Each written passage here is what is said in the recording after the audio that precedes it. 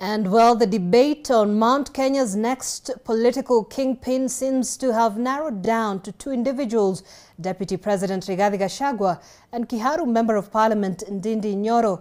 Nyoro, who was edged out by Gachagua in the Deputy President race last year, is now being propped up as an alternative voice, even as Gachagua strives to rally Mount Kenya legislators to his side. Will Ndindi Nyoro outrun Gachagua in the race to succeed former President Uhuru Kenyatta as the region's kingpin? Well, NTV's Sydney Chazima interrogates.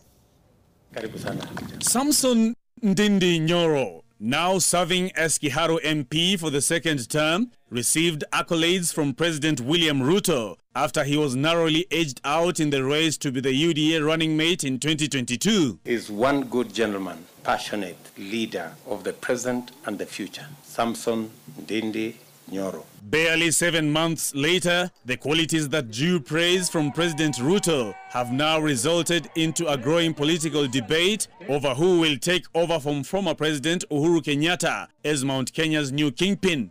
Deputy President Rigathi Gachagua has for long been touted as the front runner. Rigathi Gachagua has got the benefit and advantage of being the senior-most leader from Mount Kenya, and without leadership and seniority, the influence comes with it.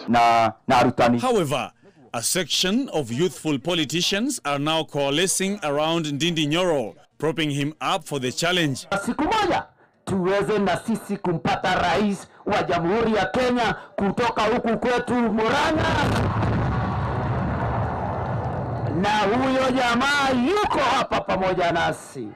Jina lake Ndindi Nyoro. This growing support for the young legislator is not only coming from Mount Kenya legislators. Mimi akanikonfirm kwamba hiyo viatu kijana huyu ametoshea na ametoshea sawa sawa. Na nyinyi msifikirie kuwa mnampenda peke yenu.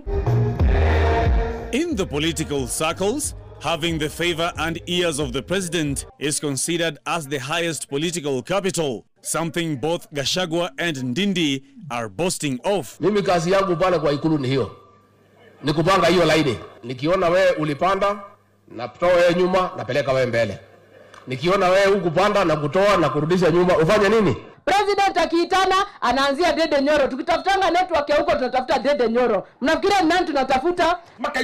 With both leaders seemingly equaling each other on that front, one factor cuts a clear divide between the two leaders, and that is Gachagua's penchant for verbal outbursts. Wengine wananikachifu ati mimi nasema ati wale walipanda wavune kwanza. Iko makosa. An increasing number of legislators are of the opinion that Ndindi Nyoro presents an approachable option. Ingawaje kwangu naona kwamba ni mapema sana wameanza kuingilia siasa hizi, kumaanisha kwamba hawana imani na naibu wa rais Gachagua kwa sababu ya mawili matatu. Na hawa wanaona kwamba heri waanze kujitenga na Gachagua mapema kuliko kungoja kwamba uongozi wa Gachagua uje. Based on his experience and longevity in politics, some view Ndindi as a greenhorn for the kingpin status. Nyinyi bado mko nyuma ya Rigathi Gachagua. Mnampenda kabisa. Mimi niseme hapa Mount Kenya kiongozi ni na tukimpea kiongozi wetu heshima, atapewa heshima at a national level. And as this debate rages on, it appears Gachagua has gotten wind of the impending challenge from Ndindi. The Deputy President took a somewhat unifying tone while speaking in Ndindi's Murang'a backyard recently. We are also doing succession management, and we are going to mentor our young leaders.